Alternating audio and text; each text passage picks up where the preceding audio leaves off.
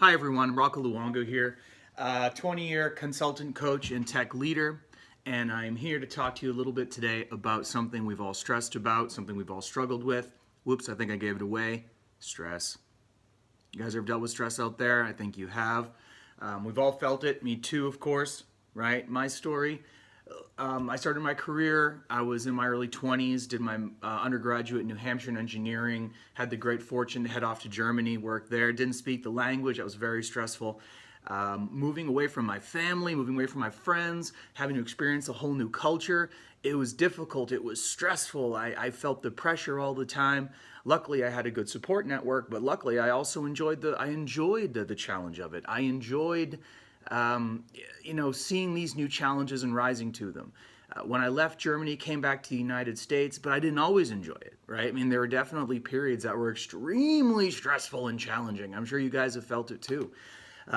So one of the things I want to talk to you guys today is about stress. I want to talk to you from a tech focus because that's what I do. I do consulting and coaching based on technology. I have assessments and plans and coaching that are all based on neuroscience, the way your brain works, motivation, but it doesn't miss the heart, the love, the intuition, the things that really matter. I mean, why would an engineer be involved in any of this stuff? The reason is because when I started my career out in Germany, I realized right away, well, actually, they just taught me, is that every engineer has to be a manager and a leader. I immediately, even as a very young guy, had a small team under me that grew into a big team. And I didn't speak the language. So I had to really learn how to intuit, how to get in contact with people. 85% of how we communicate is nonverbal. It's the way we move, it's the way we gesture, the way we intone, the way we inflect. And so doing these things helped me to learn, helped me to grow, helped me to learn how to deal with stress. So I've got a few tips for you. I'm going to have 3 tips and then one key takeaway that you guys need to remember. One common driver to stress, because that's what engineers do. We engineers want to find out what the common denominator is so that we can simplify and move forward. I didn't come up with this because I wanted to. I came up with this out of a natural emergence, right? That's what happens. The patents on the wall, the degrees on the wall, these things that I've done, you guys can do this stuff. I'm no more special than you. The only difference is that I only go after the things that matter, things that naturally emerge, and that's why I came up with these solutions.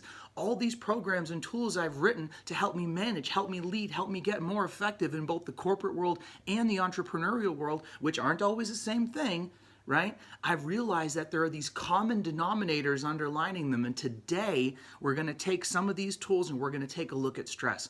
This is a thing I've done, an interaction, a facilitation I've done live with clients. It's stuff I've done with friends, it's stuff I've done online, and I'm going to do it with you now. I'm putting it on my YouTube channel. It's going to go across my social media stuff. GoRocco.pro, that's my new URL. I've got a pipeline behind it. We can do free assessments. You can get your free coaching session, so check it out. I also do facilitations. I do strategy sessions. There's going to be a lot more videos coming up. You get to see a lot more of the fun things we do. But again, today, 3 tips for dealing with stress and one key takeaway, one common denominator. All right, before we get to those things, let's talk a little bit about what stress is. Okay, so I spent a little time this morning taking a look at stress. So you can, and it is actually perfect because it's so clear to an engineer. And maybe it always seems to be. I guess that's just the way we work, right? But when I look up stress, right, there are 2 top definitions, right? The top definition is pressure or tension exerted on a material object. For example, the distribution of stress is uniform across the bar. That's a very engineering thing, right? In engineering, we call that, well, we define stress in terms of something called Hooke's law, where you have stress over strain. It's an elastic situation, and this happens for materials regardless of their shape or size for the most part.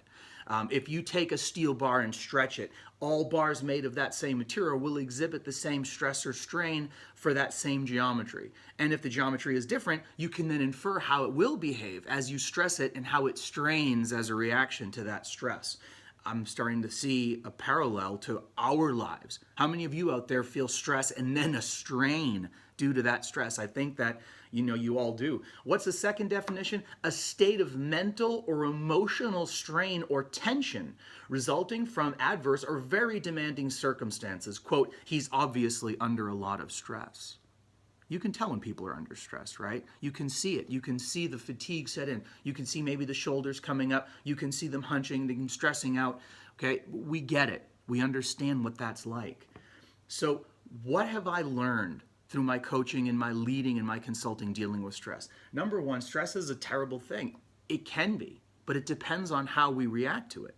It depends very much on how we choose to react to stress. Stress can also be quite empowering. If you've seen Kelly McGonigal's talk on Facebook, she's fantastic.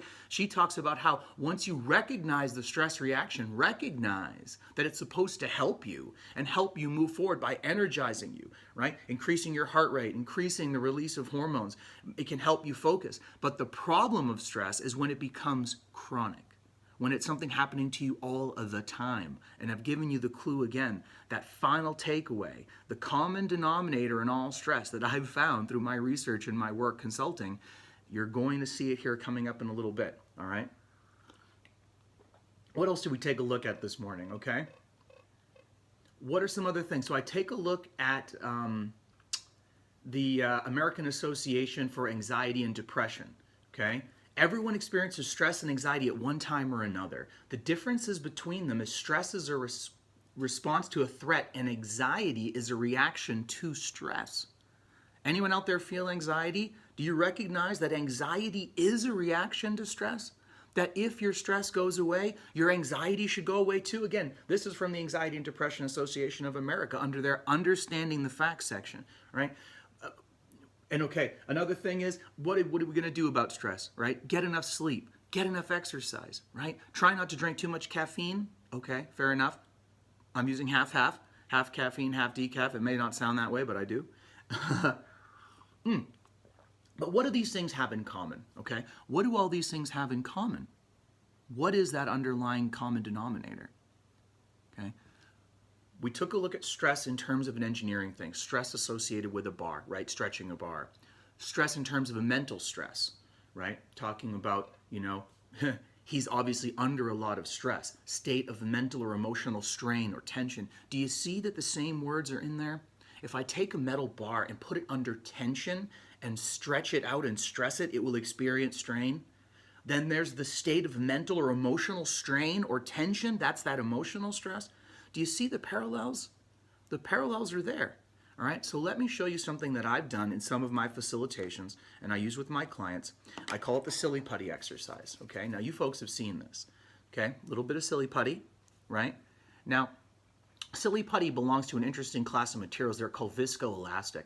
And a viscoelastic material can exhibit properties of both a ductile and a brittle material. So when we think about a ductile material, we think of something like gold or lead, something like that, something that you can really stretch out. But in reality, steels exhibit significant ductility depending on their alloy and their heat treat and things like that. You can actually take a bar of steel and stretch it out. As a matter of fact, one of the things I did as an undergraduate was working in a materials lab where we did a lot of these kinds of tests. And this has led to some of my forensics and expert witness work, just the understanding of materials and how they fail.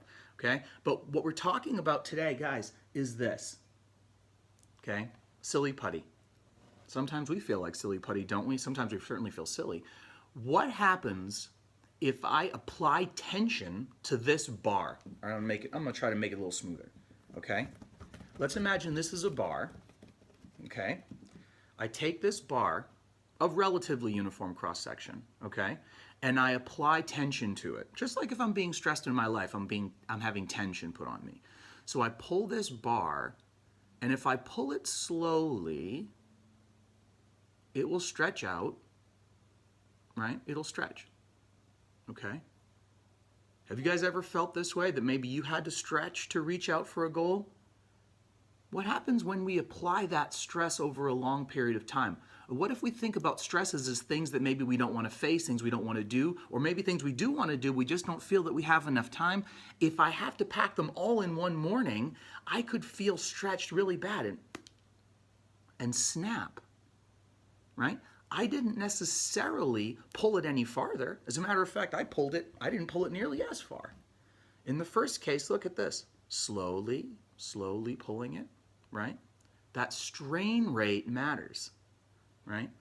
It's the rate at which we apply stress, Right? Now, this is common in materials as well. Carbon fiber, for example, if you're looking into a carbon fiber failure, you need to look at the strain rate, the rate at which you have strained that material. It's not just the force like in a metal bar. If this metal bar can take 1,000 pounds and I apply that fast or slow, depends how far you pull it, of course, because strain rate matters there too, but in general, you're going to get that same rate of stress, right? But if you take something like this and like us, because we're more like silly putty than we are like metal, right? We can stretch. This is what I did in my career too, right? This is how I moved up into leadership roles. I'm the engineer, I'm sitting at my desk, I'm doing my CAD work. Someone says, hey, we need someone to go grab one of the hedge fund guys at the airport and bring them by because we're going to do a pitch and we're going to see if we can get some more money for a B round. I say, okay, I'll do that.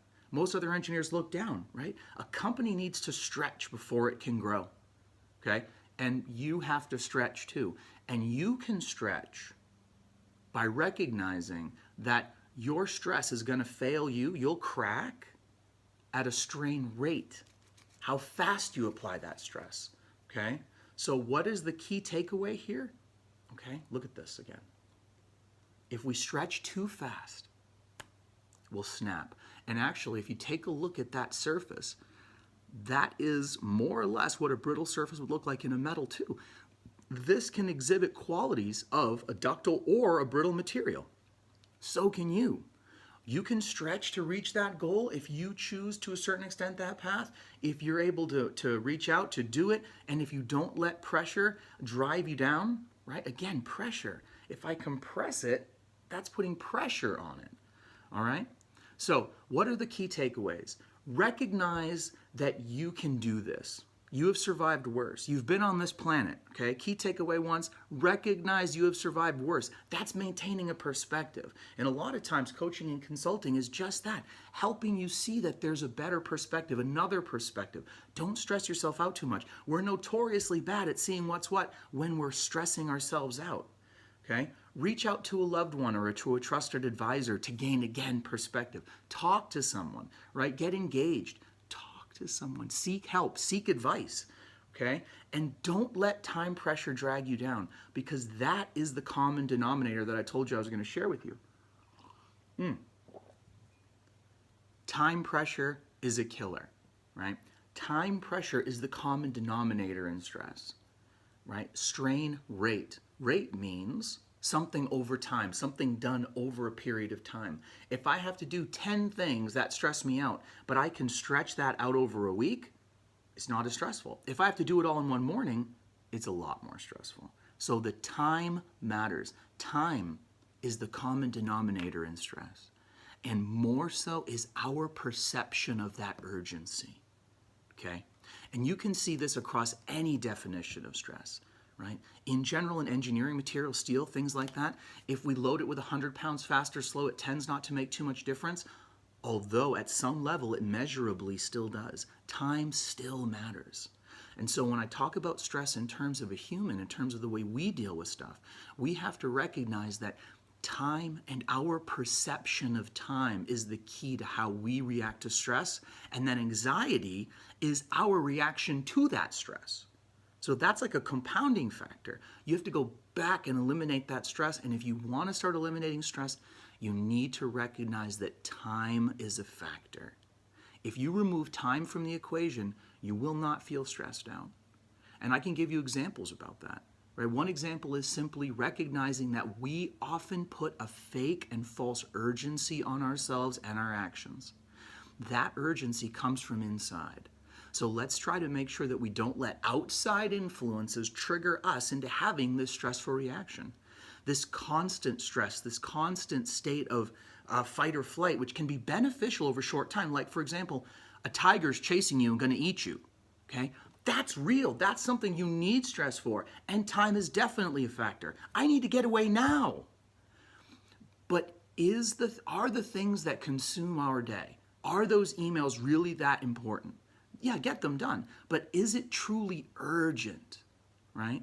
Steve Covey says that we need to focus on what's called quadrant 2 exercises, quadrant 2 activities. And if you read 7 Habits, which you should, everybody should read it, along with How to Win Friends and Influence People, everybody should read 7 Habits of Successful People or Highly Effective People. You'll look it up. It's easy to find. There's millions of copies. It's absolutely essential that you read that book and understand it, because the way we grow is focusing on things that are important but not urgent. You need to reduce that level of false urgency out of your life. And that urgency we put on ourselves. Okay? It's up to you to choose. Okay? So what are the do's and don'ts? Okay? Do reach out to a mentor if you're stressed out, or a friend or a loved one, someone, share it, talk, help reduce that tension, reduce that stress, stretch the problem out over a little bit of a longer time, and recognize that you're a human. You are not a bar of steel. You're more like silly putty, okay? Don't snap yourself. All right? Recognize, gain perspective. Recognize you've survived worse. You have done worse, stronger things than this before. You can do it, right? Empower yourself and don't let time become an enemy. Time can work for you, and we'll do another video later talking about time as a team member. Yeah, don't let time drag you down. Time is the common factor. If I stretch it out slowly, I can stretch and grow. But if I try to pull it too fast, I'll snap. Okay? Thanks very much for your time. I'm Rocco Luongo. Check out gorocco.pro. You'll hook up to our email, our marketing letter. I got some blogs there. You can also get in and get a free assessment. It's a very cool process. It's going to teach you a whole lot about yourself, how to achieve your goals. And honestly, sometimes we all need a little kick in the butt, someone to help hold us accountable. So thank you very much. I'm Rocco Luongo. We'll see you next time.